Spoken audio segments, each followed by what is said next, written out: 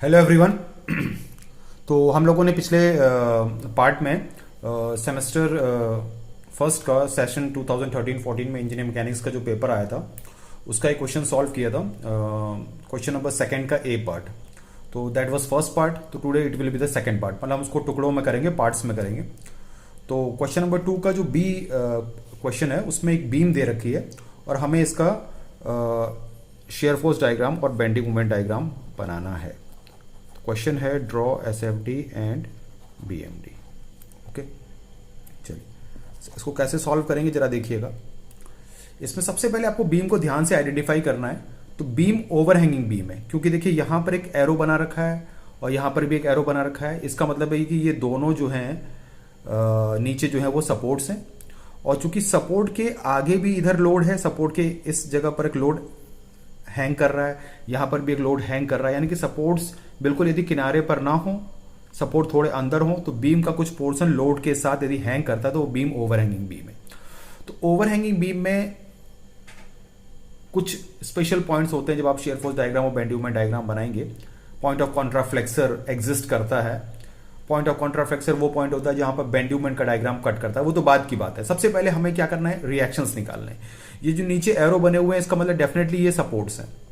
आप इस पॉइंट पर इस पॉइंट को ए नाम देते हुए इस रिएक्शन को ए वाई दे सकते हैं, और ये पॉइंट को बी नाम देके इस रिएक्शन को आप बी वाई कह सकते हैं। यानी कि ये पॉइंट ए हो गया और ये पॉइंट बी हो गया। नॉर्मली जो सपोर्ट्स के पॉइंट है वो ए और बी होते हैं। तो इस पॉइंट को आप सी नाम दे सकते हैं, इस पॉइंट को आप डी, इस पॉइंट को ई और इस पॉइंट को एफ। तो सबसे पहले आपको बेसिक कंडीशंस ऑफ इक्विलिब्रियम लगा के इसके रिएक्शंस को निकालना है, मींस ए वाई और बी वाई को पता करना है। तो आपको पता है कि तीनों कंडीशंस का इस्तेमाल कर सकते हैं। मूवमेंट, टोटल मूवमेंट को जीरो कर दें किसी पॉइंट के about, summation F Y zero, summation F X zero.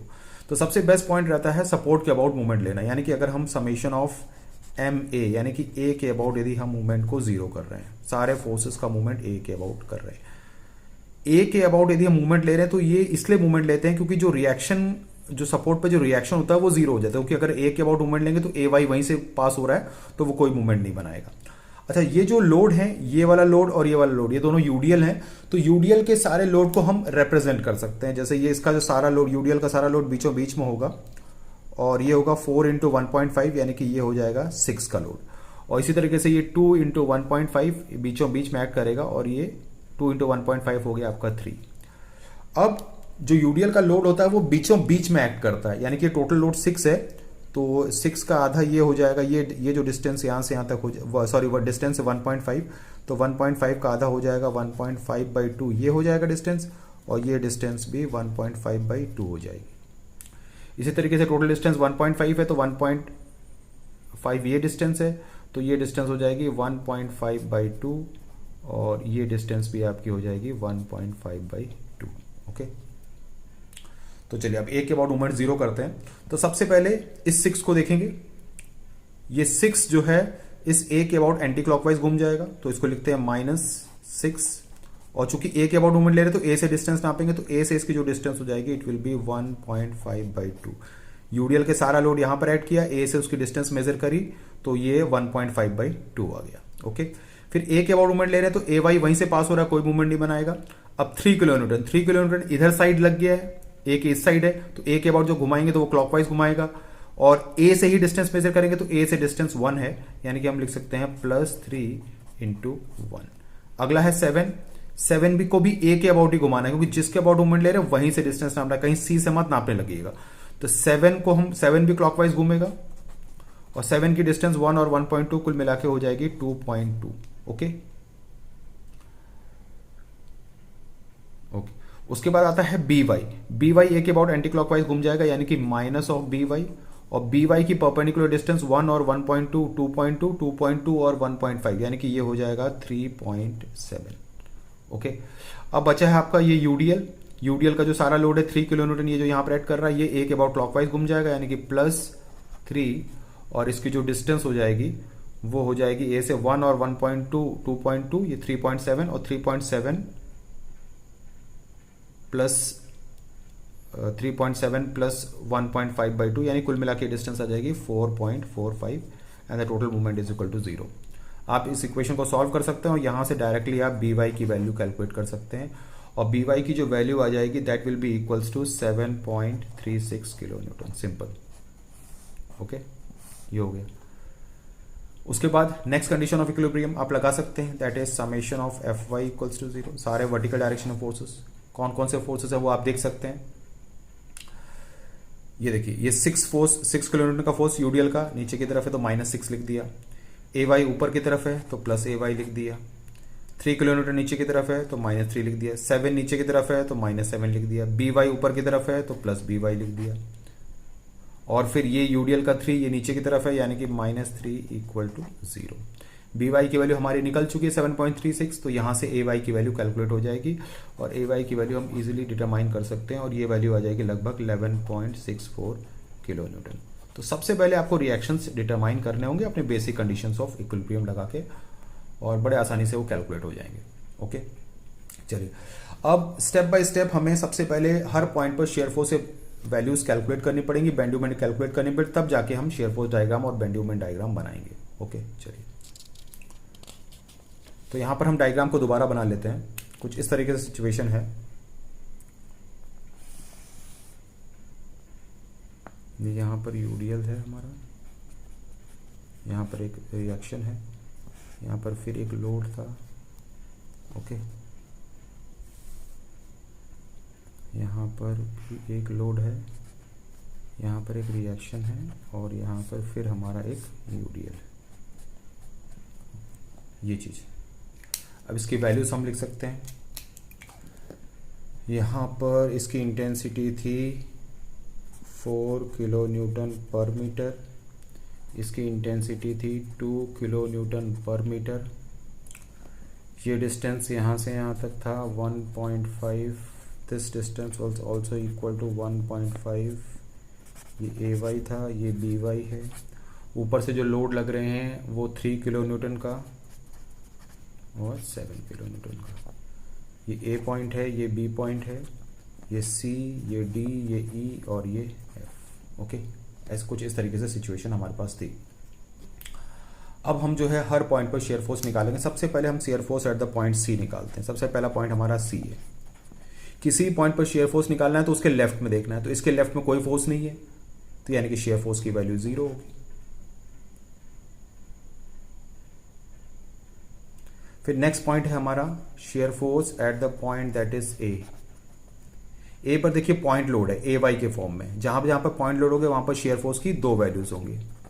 तो पहले भी हमने रिएक्शन निकालते हुए बता दिया है। पहले इस पॉइंट लोड को काउंट नहीं करेंगे तो इसके लेफ्ट में कितना लोड है, ये देखिए 4 × 1.5 कितने का था, 6 का था, नीचे की तरफ है, यानी कि पहली वैल्यू हो जाएगी दैट इज -6। इस पॉइंट के लेफ्ट में सिर्फ यूडीएल का ये लोड एग्जिस्ट कर रहा है, यानी कि वो डाउनवर्ड है तो माइनस ले लिया, पहली वैल्यू -6। और ये चूंकि पॉइंट लोड है तो पॉइंट लोड जहां जहां पर पॉइंट लोड होता है जिस पॉइंट पर, वहां पर पहले उस पॉइंट लोड को काउंट नहीं करते हैं, उसके अलावा देख लेते हैं, तो यानी कि -6 और दूसरी वैल्यू -6 में ये पॉइंट लोड एड अप हो जाएगा यानी कि ए वाई। और ए वाई की वैल्यू हम लोगों ने कैलकुलेट कर ली थी, दैट वाज 11.64, तो ये वैल्यू हो जाएगी -6 और 11.64 यदि हम ऐड कर दें तो इसकी वैल्यू हो जाएगी दैट इज इक्वल टू 5.64। ये शेयर फोर्स की वैल्यू होगी ए पर। अब उसके बाद निकालते हैं share force at the point that is D. अब डी पर शेयर फोर्स निकालना है तो डी पर फिर पॉइंट लोड है 3 किलो न्यूटन का, तो यहां पर भी कितनी वैल्यूज होंगी, 2 वैल्यूज होंगी। ओके, पहली वैल्यू में इस 3 किलो न्यूटन काउंट नहीं करेंगे, तो 3 किलो न्यूटन काउंट नहीं करेंगे तो ये दोनों लोड आएंगे 6 और ए वाई, इनका कैलकुलेशन एक प्रकार से हो चुका है, दैट इज इक्वल टू 5.64 पहली वैल्यू और दूसरी वैल्यू 5.64 -3, यानी कि वैल्यू हो जाएगी 5.64 -3 माइनस करेंगे तो ये हो जाएगा आपका 2.64। ओके, अब आता है shear force at the point E. E पर फिर पॉइंट लोड है यानी कि फिर 2 वैल्यूज बनेगी। पहले 7 को काउंट नहीं करेंगे तो इसके लेफ्ट में 6 ए वाई और 3, तो 6 ए वाई और 3 यहां पर खत्म हुए थे, दैट इज 2.64 पहली वैल्यू और दूसरी वैल्यू 2.64 -7, यानी कि पहली वैल्यू आ जाएगी आपकी 2.64 और दूसरी वैल्यू आ जाएगी 7। यदि हम इसमें माइनस कर दें तो ये हो जाएगा -4.36। ओके, अब हमारा नेक्स्ट पॉइंट आता है that is shear force at the point that is B. B पर फिर पॉइंट लोड है बी वाई के फॉर्म में, यानी कि यहां पर भी 2 वैल्यूज बनेगी। पहले बी वाई को काउंट नहीं करेंगे तो इसके लेफ्ट में 6, AY 3 और 7 इन सब का कैलकुलेशन हो चुका है, दैट इज -4.36 पहली वैल्यू और दूसरी वैल्यू -4.36 प्लस BY। तो BY जब ऐड कर देंगे तो दूसरी वैल्यू बन जाएगी एग्जैक्टली 3, क्योंकि 7.36 है। अब लास्ट पॉइंट आता है shear force at the point F, उस पर डेफिनेटली आएगा 0 ही आएगा। आप सारे वैल्यूज कैलकुलेट कर सकते हैं, वैल्यू 0 आएगी। इसी तरीके से आप हर पॉइंट पर बेंडिंग मोमेंट की वैल्यूज भी कैलकुलेट कर सकते हैं। बेंडिंग मोमेंट हम मूवमेंट निकालेंगे किसी पॉइंट के अबाउट, उसके लेफ्ट साइड फोर्सेस या राइट साइड फोर्सेस का। तो चलिए एक बार और डायग्राम बनाते हैं और नेक्स्ट पेज पर सारे बेंडिंग मोमेंट और के कैलकुलेशंस करते हैं। तो डायग्राम हमारी सिचुएशन कुछ इस तरीके से है।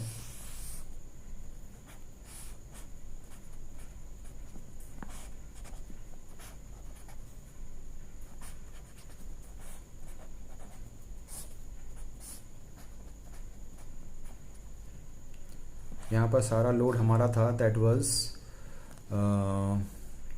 The load was totally near about 6, इसका हाँ सारा लोड 6 था और यहाँ पर सारा लोड था that was 3। This distance was 1.5/2 and this distance was also equal, क्योंकि इसमें डिस्टेंस की भी जरूरत पड़ेगी। और ये डिस्टेंस भी हमारे पास था 1.5/2 और ये डिस्टेंस भी थी 1.5/2। ओके, अब ये जो लोड यहाँ पर था that was of 3 kilo newton, this was of 7 kilo newton. ये डिस्टेंस यहाँ से यहाँ तक हमारे पास थी that was 1 metre, this distance was 1.2 और ये जो डिस्टेंस हमारे पास थी दैट वाज 1.5। ओके, ये था, ये इंटेंसिटी थी 4 किलो न्यूटन पर मीटर और ये इंटेंसिटी थी 2 किलो न्यूटन पर मीटर।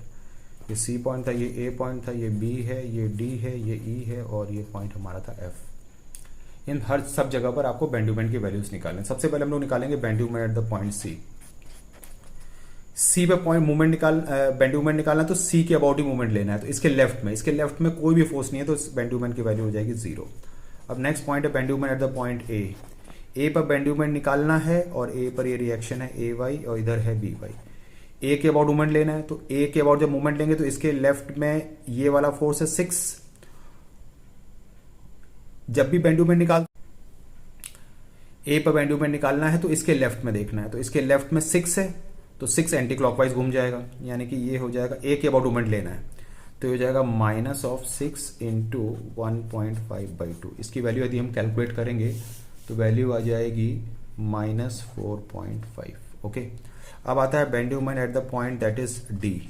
जो D पर बेंडिंग मोमेंट निकालना है तो मूवमेंट D के अबाउट लेना है और 3 किलोमीटर D से पास हो रहा है, कोई मूवमेंट नहीं बनाएगा, तो इसके लेफ्ट में 6 और AY है, यानी कि 6 एंटी क्लॉकवाइज घूम जाएगा तो -6 और 6 की जो डिस्टेंस हो जाएगी that will be equals to 1.75, हम ऐड कर सकते हैं। और इस D के लेफ्ट में AY भी है, AY क्लॉकवाइज घूम जाएगा तो AY इंटू 1। ओके, तो ये वैल्यू यदि हम कैलकुलेट करेंगे, सारी वैल्यूज डाल देंगे तो ये वैल्यू आ जाएगी 7.14। उसके बाद आता है bending moment at the point that is E पर बेंडिंग मोमेंट निकालना है तो E के लेफ्ट में देखना है, तो E के लेफ्ट में ये 6 है तो ये 6 एंटी क्लॉकवाइज घूम जाएगा। इसकी टोटल डिस्टेंस यदि हम E से नापेंगे तो ये हो जाएगा 2.2 प्लस 0.75, निकाल सकते हैं आराम से डिस्टेंस। और AY जो है वो क्लॉकवाइज घूम जाएगा, यानी कि प्लस AY की डिस्टेंस 1 और 1.2 यानी कि हो जाएगी 2.2 और फिर ये 3 एंटी क्लॉकवाइज घूम जाएगा, यानी कि -3 इंटू 1.2। इन सबको वैल्यू कैलकुलेट करेंगे तो it will be near about equals to 4.30। This is bending moment at the point E। अब आता है bending moment at the point B। Beam के किसी भी पॉइंट पर यदि बेंडिंग मोमेंट निकालना है तो मोमेंट उसी पॉइंट के अबाउट लेना है। उसके लेफ्ट में जो फोर्सेस हैं वो कैसा घूम रहे हैं, total movement that is equal to the bending moment. Simple, ये पहले बीम्स के चैप्टर में बहुत कुछ बताया जा चुका है, इसलिए थोड़ा स्पीडली किया जा रहा है। अब B पर बेंडिंग मोमेंट निकालना है तो B के लेफ्ट से यदि हम देखेंगे तो बहुत सारा कैलकुलेशन होगा, हम B के राइट से भी देख सकते हैं। B के राइट से आपको ये ध्यान देना है कि साइन कन्वेंशन उल्टे हो जाते हैं, यानी कि जो चीज अगर क्लॉकवाइज घूम रही है तो उसको माइनस लेंगे, यानी कि B के राइट, B पर अगर बेंडिंग मोमेंट B निकालना तो B के राइट में सिर्फ एक ही फोर्स है 3 वो बी के अबाउट क्लॉकवाइज घूमता हुआ नजर आ रहा है। लेकिन राइट से अगर हम लेफ्ट से कैलकुलेट कर रहे हैं तो clockwise positive, anti clockwise negative. लेकिन यदि हम राइट से कैलकुलेशन कर रहे हैं तो क्लॉकवाइज नेगेटिव हो जाएगा। तो ये हमें क्लॉकवाइज घूमते हुए नजर आ रहा है, लेकिन हम इसको अल्टीमेटली देंगे माइनस साइन। तो 3 इंटू 1.5/2, तो ये हो जाएगा -2.25। ओके, फिर लास्ट पॉइंट आता है, उस पर ऑब्वियस सी बात है जीरो होगा, क्योंकि इसके राइट में देखें तो कोई वैल्यू नहीं होगी। तो इस तरीके से हमने शेयर फोर्स और बेंड मोमेंट कैलकुलेशंस करते हैं। अब बस एक ही चीज बची है कि उसका डायग्राम बनाना। देखते हैं डायग्राम कैसे बनता है। ओके, चलिए आगे देखते हैं। तो डायग्राम के लिए आपको ध्यान देना पड़ेगा, फिर से आपको बीम बनानी पड़ेगी। जल्दी से बना देता हूं बीम को। ओके, यूडीएल इस तरीके से था, यहां पर एक रिएक्शन था, यहां पर एक लोड था, यहां पर भी एक लोड था, यहां पर रिएक्शन था, और यहां पर भी इस तरीके से यूडीएल था। तो जब भी shear force diagram, bend moment diagram बनाते हैं तो आप इस तरीके से डॉटेड लाइंस नीचे खींच सकते हैं, और वहीं पर आप उसके नीचे शेयर फोर्स डायग्राम बनाएंगे और उसी के नीचे बेंड मोमेंट का डायग्राम बनाएंगे। ओके,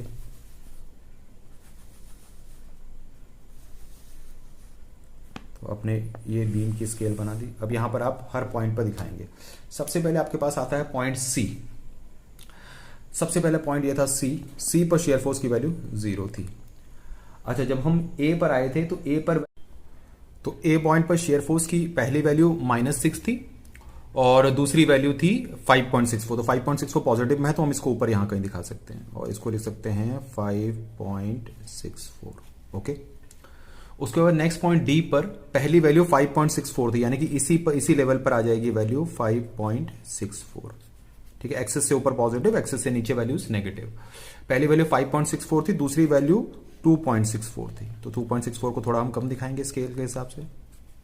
ओके, फिर अब इनको थोड़ा पूरा बनाने से पहले एक बार जोड़ लेते हैं। जैसे यहां पर वैल्यू 0 थी, पहली वैल्यू ए पर -6 थी, यानी पहली वैल्यू -6। अब इस 0 और -6 को जोड़ना है। तो हमें ये देखना है कि दो पॉइंट्स के बीच में किस तरह का लोड आएगा। दो पॉइंट्स के बीच में यूडीएल होगा तो शेयर फोर्स का डायग्राम लीनियर जाएगा, यानी कि स्ट्रेट लाइन की तरह इस तरीके से जाएगा। ओके, फिर -6 से अचानक वो ऊपर चढ़ेगा और 5.64 जाएगा। फिर यहां पर भी वैल्यू 5.64 है, यहां पर भी वैल्यू 5.64 है। इन दोनों के बीच में कोई लोड नहीं है, तो शेयर फोर्स का डायग्राम कांस्टेंट जाता है। फिर 5.64 से तुरंत ये वैल्यू 2.64 पर इस तरीके से आ जाएगी। चलिए, अब नेक्स्ट पॉइंट हमारा ई है। ई पर वैल्यू, पहली वैल्यू वही थी 2.64, यानी कि इसी लेवल पर आ जाएगा, दैट इज 2.64। तो इसको हम इस तरीके से स्ट्रेट लाइन से इस तरीके से जोड़ सकते हैं। ओके, फिर 2.64 पहली वैल्यू, दूसरी वैल्यू नेगेटिव जा रही है -4.36। तो -4.36 हम यहां कहीं ड्रॉ कर सकते हैं और इसको लिख सकते हैं -4.36। तो यानी कि ये वैल्यू यहां से इस तरीके से नीचे चली जाएगी। तो ई पर वैल्यू 2.64 से -4.36 हमारी पहुंच गई। ओके, तो 2.64 से -4.36। फिर बी पर पहली वैल्यू -4.36, यानी कि इसी के लेवल पर होगी और ये वैल्यू होगी -4.36, और दूसरी वैल्यू जंप करके 3 पहुंच जा रही है, यानी कि यहां 2.64 से थोड़ा ऊपर 3 दिखा देते हैं, तो ये अचानक वैल्यू ऊपर उड़ जाएगी। फिर इन दोनों के ई और बी के बीच में कोई लोड नहीं है, तो शेयर फोर्स का डायग्राम एक कांस्टेंट लाइन की तरह इस तरीके से जाएगा। और लास्ट में एफ पर शेयर फोर्स की वैल्यू 0 है और इन दोनों के बीच में यूडीएल है, तो शेयर फोर्स का डायग्राम लाइन के फॉर्म में फाइनली 0 पर फिनिश होगा। ओके, जब दो पॉइंट्स के बीच में कोई लोड नहीं होता है तो शेयर फोर्स का डायग्राम कांस्टेंट जाता है। जब यूडीएल होता है तो शेयर फोर्स का डायग्राम लाइन के फॉर्म में लीनियर जाता है। अगर कभी यूवीएल वाला लोड होगा तो शेयर फोर्स का डायग्राम पैराबोलिक जाएगा। इसी तरीके से बेंडिंग मोमेंट के डायग्राम में अगर कोई लोड नहीं है तो बेंडिंग मोमेंट का डायग्राम लीनियर जाएगा, ऐसे भी जा सकता है। और अगर यूडीएल होगा तो ये पैराबोलिक जाएगा और यूवीएल है तो वो क्यूबिक जाएगा। ठीक है, एक्स क्यूब। चलिए आगे देखते हैं। अब हम बनाएंगे इसके नीचे बेंडिंग मोमेंट का डायग्राम। ओके, अब बेंडिंग मोमेंट के डायग्राम में आपको ध्यान देना है। सबसे पहले पहली पर वैल्यू 0, यानी कि इस पॉइंट पर वैल्यू 0 है। दूसरे पॉइंट पर वैल्यू है -4.5, -4.5 यानी कि नेगेटिव साइड, तो आप यहां पर इसको -4.5 डिनोट कर सकते हैं। तो जब दो पॉइंट्स के बीच में यूडीएल होता है तो शेयर फोर्स का डायग्राम लीनियर होता है और बेंडिंग मोमेंट का डायग्राम पैराबोलिक जाएगा इस तरीके से। 1 डिग्री बढ़ेगी। अगर ये लाइन है, लाइन मींस x⁴ है, तो ये x² यानी कि पैराबोलिक शेप में जाएगा x²। फिर नेक्स्ट पॉइंट हमारा डी है, डी पर वैल्यू प्लस 7.14 है, तो यहां पर आ जाएगी 7.14। अब इसको इसको जोड़ना है, तो इन दो ए और डी के बीच में कोई लोड नहीं है, उसी दौरान हम लोग बना रहे हैं, तो ए और डी के बीच में कोई लोड नहीं है, तो कोई लोड नहीं है, तो बेंड मोमेंट का डायग्राम लाइन के फॉर्म में लीनियर जाएगा इस तरीके से। Okay, x to the power 1। जो शेयर फोर्स की डिग्री चलती है, अगर एक कांस्टेंट को हम लोग x टू द पावर 0 लिख सकते हैं, तो जो शेयर फोर्स की डिग्री चलती है बेंड मोमेंट की डिग्री उससे एक बढ़ के चलती है। अगर एक कांस्टेंट है तो ये लाइन हो जाएगा, ये लाइन है तो ये पैराबोलिक हो जाएगा। फिर नेक्स्ट पॉइंट हमारा ई पॉइंट पर जो बेंडिंग मोमेंट है वो 4.30 यानी कि थोड़ा सा कम हो गया है, तो यहां पर हम लिख सकते हैं 4.30। तो ये फिर कांस्टेंट लाइन है, तो ये फिर लीनियर जाएगा लाइन के फॉर्म में। नेक्स्ट पॉइंट पे वैल्यू -2.25 है, तो यानी कि ये हम कर सकते हैं -2.25। अब ये फिर कांस्टेंट है, तो ये फिर लाइन के फॉर्म में जाएगा इस तरीके से। ओके और last point of bend moment की वैल्यू 0 है, चूंकि ये लाइन के फॉर्म में है तो ये डेफिनेटली पैराबोलिक जाएगा इस तरीके से।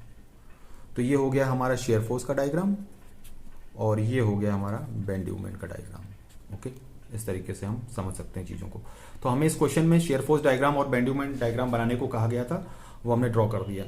फिर चूंकि ओवरहैंगिंग बीम है तो हमें यह भी ध्यान रखना है कि पॉइंट ऑफ कॉन्ट्राफ्लेक्सर वो होता है जहां पर बेंड मोमेंट का डायग्राम अपने एक्सिस को कट करता है या बेंड मोमेंट की वैल्यू 0 होती है। तो ये पॉइंट है, मान के चलो इस पॉइंट को हम लोग P नाम देते हैं, एक पॉइंट यहां पर है ये Q, ये P और Q ये है हमारे पॉइंट ऑफ कॉन्ट्राफ्लेक्सर।